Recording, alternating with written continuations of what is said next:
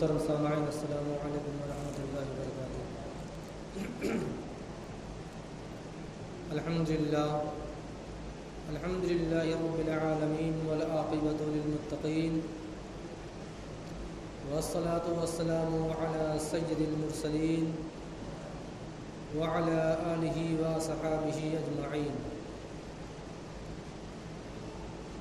اما بعد فاعوذ باللہ من الشیطان الرجیم، بسم اللہ الرحمن الرحیم،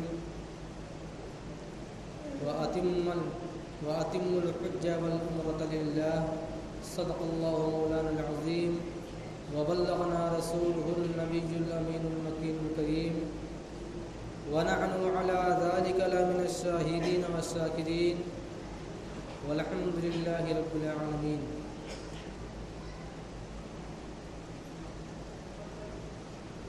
محترم سامعین، آئیے کچھ عرض و معروض سے قبل آقائے نامدار مدینے کے تاجدار جناب روح فدا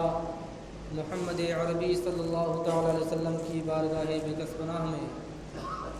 درود و سلام کی ڈالی نشاور کریں اور پڑھیں بآواز بلند، اللہم صلی علی سیدنا شفیعنا حبیبنا کریمنا مولانا محمد وبارک وسلم، صلاۃ و سلام علیک یا رسول اللہ صلی اللہ تعالی علیہ وسلم۔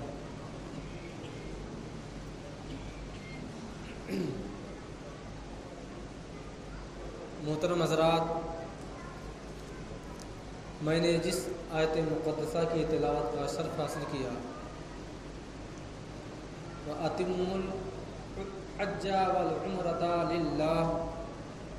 جس کا ترجمہ ہے حج اور عمرہ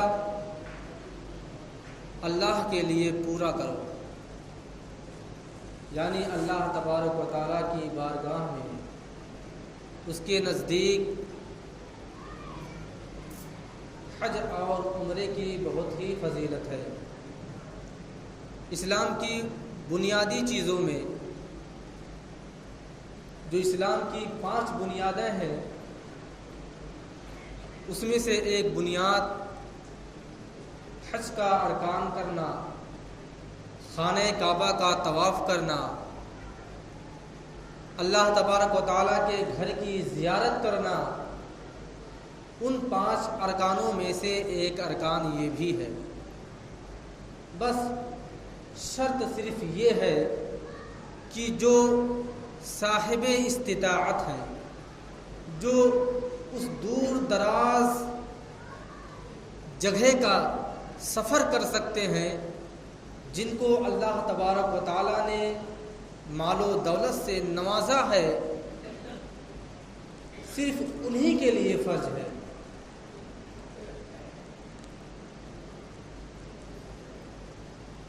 اللہ تبارک و تعالیٰ نے اپنے بندوں کی سرخ روئی کے لیے، اس کو اعلیٰ بنانے کے لیے اللہ تبارک و تعالیٰ نے اپنے بندوں کے سامنے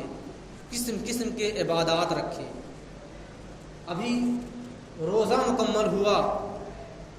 عید سعید کی مبارک سعادتیں چلی گئیں، دوسری طرف اب حج بیت اللہ کا نہایت خشوع اور خضوع والا عبادت قریب آ رہا ہے، اور وہ حضرات جو فارم میں اپنا نام پر کر چکے تھے، شاید اس کا رزلٹ بھی آ چکا ہے کہ کتنے لوگوں کو ہندوستان کی سرزمین سے حج کے لیے جانا۔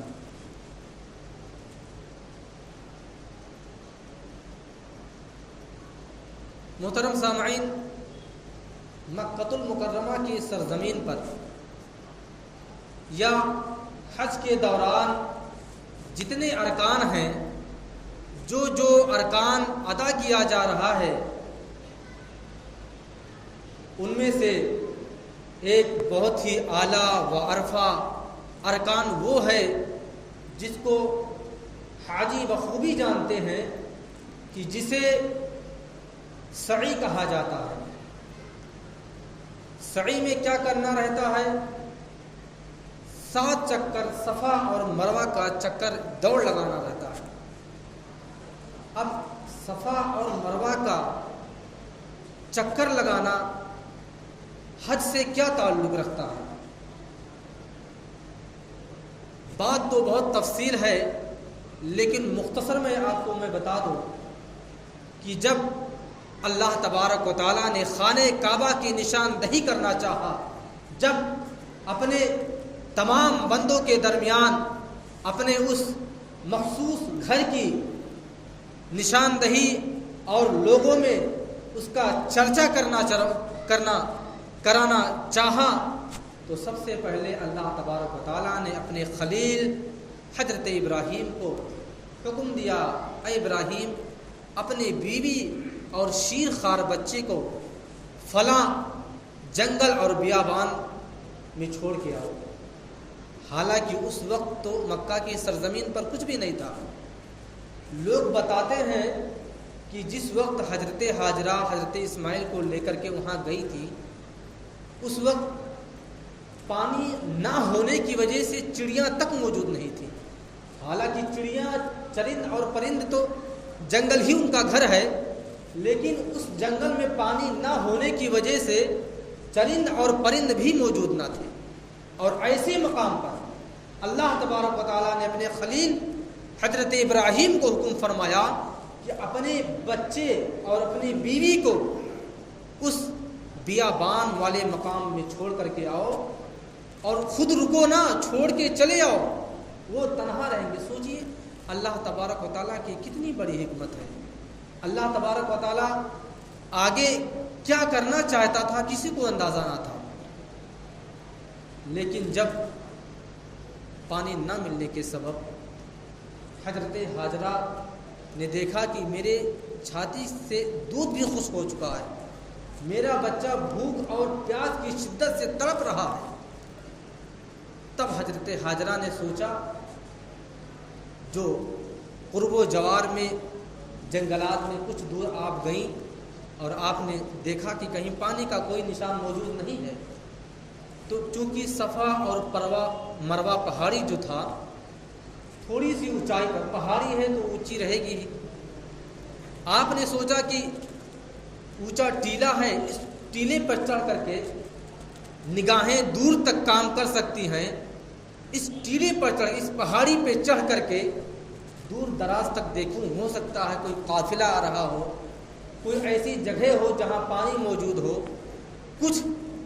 کیونکہ پانی جہاں ہوتا ہے پانی کے کچھ اوپر تک چڑیوں کا پرواز کرنا نظر آتا ہے، اگر پانی ہے تو چڑیاں وہاں اکثر موجود رہتی ہیں۔ حضرت ہاجرہ نے یہی سوچ کر کے صفا اور مروہ پر خود اپنے قدموں سے، اپنے پیروں سے چڑھ کر کے گئی، اور دور دور تک آپ نے اپنی نگاہوں کو دوڑایا، لیکن پانی کا کہیں نشان موجود نہ تھا۔ اب 7 چکر کیسے لگا؟ ایک بار جب آپ جاتی تو ادھر جب جاتی پانی کی تلاش میں، تو ادھر حضرت اسماعیل کی محبت حضرت ہاجرہ کو صفا اور مروہ پہاڑی سے بلا لیا کرتی تھی۔ آپ اپنے بچے کی فکر میں واپس آ جاتی تھی، کہیں کوئی درندہ میرے بچے کو نقصان نہ پہنچا دے، صفا اور مروہ سے واپس آ جاتی تھی، اور جب دیکھتی میرا بچہ سلامت ہے، صرف پیاس کی شدت سے اپنی ایڑیوں کو بار بار رگڑتے جا رہا ہے، لیکن حضرت ہاجرہ کو پھر برداشت نہ ہوتا، دوبارہ صفا مروہ پر جاتی، ہو سکتا ہے میری نگاہیں دھوکہ کھا چکی ہوں، میری نگاہیں وہاں تک نہ پہنچی ہوں جہاں پانی کا نشان موجود ہے، یہاں تک کہ آپ نے اسی طرح کرتے کرتے ایک بار پہاڑی پر جاتی تو دوسری بار اپنے لخت جگر کو دیکھنے کے لیے آتی، کہیں کوئی درندہ میرے بچے کو نقصان نہ دے دیا ہو۔ اس طرح آپ نے 7 چکر لگایا، اور جب آپ کا 7 چکر پورا ہوا اور 8ویں میں جانے والی تھی، 7 چکر پورا کر کے جب آپ لوٹتی ہے تو کیا دیکھتی ہے؟ رب کا کرشمہ، کیسا کرشمہ تھا! حضرت اسماعیل کے ایڑیوں سے پانی کا چشمہ جاری تھا جسے آج دنیا آب زمزم کہتی ہے. ایسا پانی اور ایسا مبارک آب زمزم اللہ تبارک و تعالیٰ نے اپنے بندوں کو دے دیا. اور وہ عطا جو حضرت حاجرہ نے کیا اللہ تبارک و تعالیٰ کو اتنا پسند آیا کہ قیامت تک رہنے والی دنیا کے لیے حج کے ارکان میں اس کو مکمل کر دیا, ادا کرنے کے لیے قرار دے دیا. اللہ تبارک و تعالیٰ کیا اپنے اس بندی کو اپنے خلیل کے بیوی اور بچے کے لیے کیا پانی مہیا نہیں کر سکتا تھا؟ وہ چاہتا تو حضرت ابراہیم کی ایک دعا سے آسمان سے بارش ہو جاتی. حضرت حاجرہ کی صرف ہاتھ اٹھنے کی دیری تھی, اللہ تبارک و تعالیٰ پانی کا سیراب کر دیتا, سیلاب آ جاتا. لیکن نہیں, جو اللہ تبارک و تعالیٰ کی حکمت ہوتی ہے وہ بہت ہی نرالی اور بہت ہی اعلیٰ وارفہ ہوتی ہے. حاجی جب حج ادا کرنے جاتے ہیں, مکہ معظمہ میں ایک جگہ ہے کعبۃ اللہ سے بالکل سٹی ہوئی, گولڈن کلر کا ایک مینار ہے جسے مقام ابراہیم کہا جاتا ہے. اب مقام ابراہیم ہے کیا اور اس کا اتنا مرتبہ کیوں ہے, اس کی وجہ کیا ہے, آپ سماعت کر لیں. بتایا جاتا ہے کہ وہ گولڈن کلر کا جو مینار ہے وہ مقام ابراہیم ہے, اور اس کے اندر ایک پتھر رکھا ہوا ہے جس پتھر پر حضرت ابراہیم کے دونوں پیروں کے نشان موجود ہیں اور صاف اور شفاف موجود ہیں. اس کا بیان اللہ تبارک و تعالیٰ نے قرآن مجید میں بھی ارشاد فرمایا, من مقام ابراہیم مصلی, یعنی اس مقام ابراہیم پر تمام حج ادا کرنے والے حاجیوں کو کے لیے یہ اسے مباح قرار دے دیا گیا ہے کہ جو بھی حاجی جائے, جو بھی عمرہ کرنے جائے مقام ابراہیم پر 2 رکعت نماز ادا کرے. اب اس پتھر کا مرتبہ اتنا اونچا کیوں ہوا؟ پہلی بات تو یہ کہ حضرت ابراہیم کے پیروں کے دونوں پیروں کے نشان اس پتھر پر موجود ہیں, اور پتھر آیا کہاں سے؟ جب حضرت ابراہیم نے خانہ کعبہ کی تعمیر کرنا شروع کیا تو آج بھی آپ لوگ جانتے ہیں کہ خانہ کعبہ اتنی اونچائی پر ہے کہ اگر اس کے چھت تک پہنچنا کوئی چاہے تو بغیر سیڑھی کے ذریعے نہیں پہنچ سکتا ہے, سیڑھی کا سہارا لینا پڑے گا. حضرت ابراہیم نے جب خانہ کعبہ کی تعمیر کرنا شروع کیا, جب پتھر در پتھر رکھتے گئے اور جب پتھر آپ کے سر سے اونچا ہو گیا, اب وہ زمانہ سیڑھیوں کا زمانہ تو تھا نہیں, کرن کا زمانہ تھا نہیں کہ آپ اس کے ذریعے سے اونچائی کر لیتے اور اس کے اوپر والا پتھر آپ بآسانی رکھ دیتے. اللہ تبارک و تعالیٰ نے ایک پتھر جو موجود تھا اس پر حضرت ابراہیم کو حکم ہوا کہ آپ اس پتھر پر کھڑے ہو جائیں اور اس پتھر کی اونچائی کے ذریعے سے آپ خانہ کعبہ کی تعمیر فرمایا. حضرت ابراہیم نے جب اس پتھر پر اپنے قدموں کو رکھا تو قدم آپ کی ہیبت اور آپ کے دبدبے سے پگھل گیا, اور اسی وجہ سے آپ کے پیروں کے نشان اس میں موجود تھے. لیکن پتھر بہت اونچا نہیں تھا, وہ بس تھوڑا ہی حصہ تھا پتھر. اتنی اونچائی رہی, اب اتنی اونچائی سے زیادہ 1-2 پتھر حضرت ابراہیم رکھ پاتے. 1-2 پتھر آپ نے اور رکھا. جب اب اس پتھر پر بھی آپ چڑھ کر کے خانہ کعبہ کی دیوار پوری نہیں کر پا رہے تھے, اللہ تبارک و تعالیٰ کا حکم آیا, اے پتھر, حضرت ابراہیم کا ہاتھ, حضرت ابراہیم اپنا ہاتھ جہاں جہاں لے کر جانا چاہتے ہیں تو اسی اعتبار سے اونچا ہوتا چلا جائے. کتنا بڑا کرشمہ تھا اللہ تبارک و تعالیٰ. اب حضرت ابراہیم جب خانہ کعبہ کی تعمیر فرما رہے تھے, جیسے جیسے خانہ کعبہ کی دیوار اونچی ہوتی جاتی تھی وہ پتھر نیچے سے اٹھتا جا رہا تھا. اس کی موٹائی ہوتی جا رہی تھی۔ اب جب موٹائی اتنی ہو گئی کہ آپ کافی اونچائی پر چلے گئے، اب کیا ہوا؟ حضرت ابراہیم اب نیچے کیسے آئے؟ اللہ تبارک و تعالیٰ کا حکم ہوا پتھر جیسے پہلے تھا ویسے پھر ہو جائے، پھر اتنا پتلا ہو گیا۔ حضرت ابراہیم بآسانی نیچے آ جاتے، اور اسی طرح آپ نے اپنا کام انجام دیا، اور اسی پتھر پر آپ اپنے قدموں کو رکھتے، اور پتھر آپ جتنا چاہتے پتھر اتنا اونچا ہو جاتا۔ الیکٹرانک کا بھی زمانہ نہ تھا، یہ تو سب اللہ تبارک و تعالیٰ کی حکمت اور اس کے کرشمے تھے کہ پتھر جتنا آپ چاہتے اتنا اونچا ہو جاتا، اور جب آپ اترنا چاہتے تو اتنا نیچا ہو جاتا۔ دوسری بات یہ کہ خانہ کعبہ کے اندر حاجی کے لیے ایک بات یہ بھی ضروری ہوتی ہے کہ خانہ کعبہ کا طواف کرنا ہے۔ اب طواف 7 چکر لگانا رہتا ہے، 7 چکر میں 3 چکر میں حاجی کو رمل کرنا ہوتا ہے۔ اب رمل ہر کوئی تو نہیں جانتا، اس کا بتانا پڑے گا آپ کو۔ رمل اس چیز کو کہتے ہیں کہ آپ کو سینہ تان کے اور اکڑ کر ایسے ایسے چلنا ہے۔ 3 چکر خانہ کعبہ کا اس طرح لگانا، اسی کو رمل کہا جاتا ہے۔ اب اس کی پوشیدگی، اس کا راز بھی جاننا ضروری ہے، کیونکہ اکڑ کر چلنے کے لیے اللہ تبارک و تعالیٰ نے اپنے بندوں کو تاکید کی ہے۔ قرآن شریف میں آیا ہے وَلَا تَمْشِي فِي الْأَرْضِ مَرْحًا، زمین پر اکڑ کر نہ چلو، کیونکہ تمہارے اکڑ کر چلنے کی وجہ سے نہ تو تم زمین کو چیر سکتے ہو اور نہ تو پہاڑ کی بلندیوں تک پہنچ سکتے ہو۔ لیکن آخر وجہ کیا ہے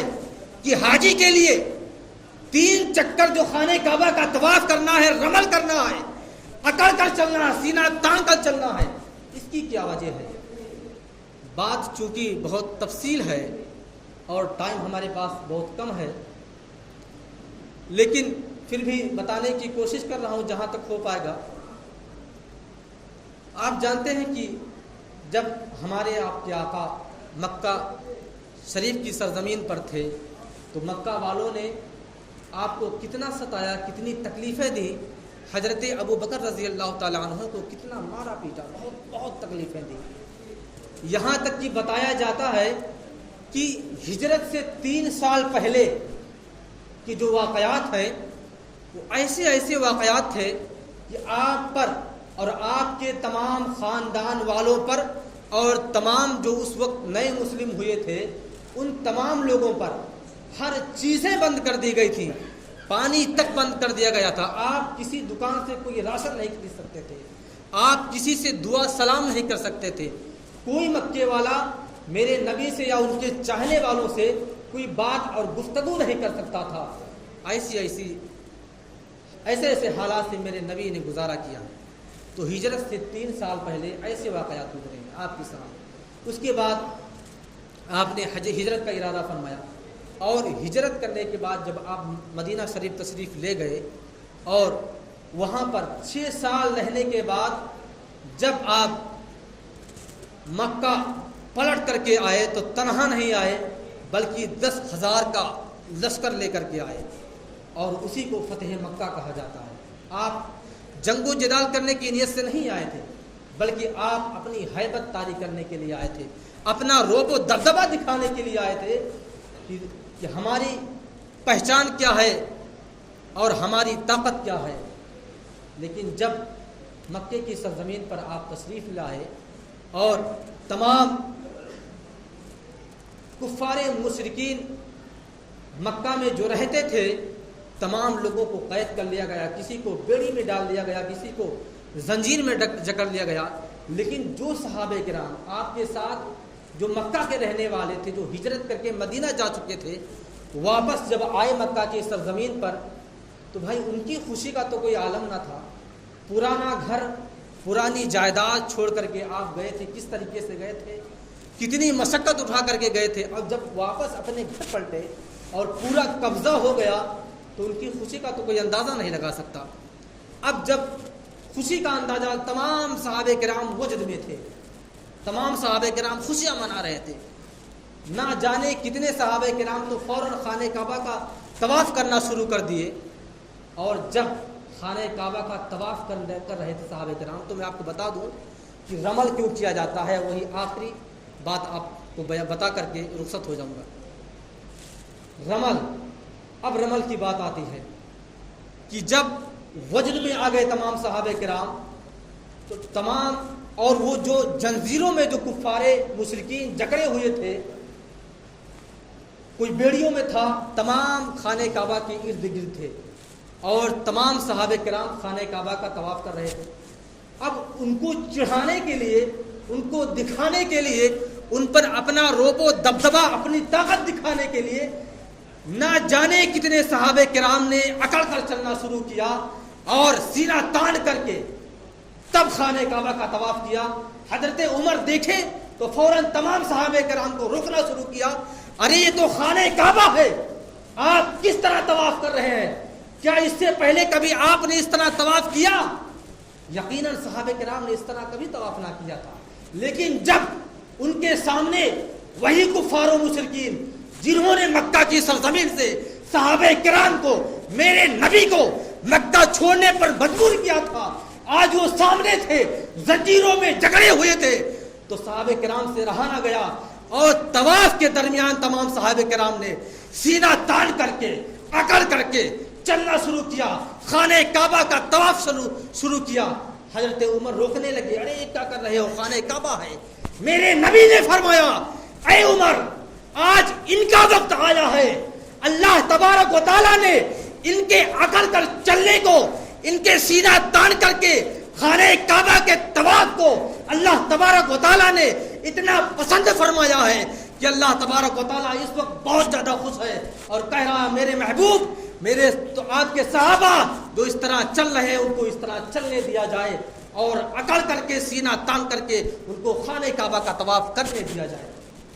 یہ تھی بات، اور اسی وجہ سے اللہ تبارک و تعالیٰ نے اتنا پسند فرمایا کہ آج تو کوئی کفار، آج تو کوئی مشرکین نہیں وہاں پہ ہیں، لیکن اللہ تبارک و تعالیٰ کو یہ ادا اتنی پسند آئی کہ آج ہر حاجی کے لیے اس کو اس کے ارکان میں قرار دے دیا گیا کہ ہر حاجی کو رمل کرنا ہی کرنا ہے، 3 چکر رمل لگانا ہے، اس کے بعد 4 چکر ایسے ہی لگانا ہے۔ اللہ تبارک و تعالیٰ کی بارگاہ میں دعا ہے کہ اللہ تبارک و تعالیٰ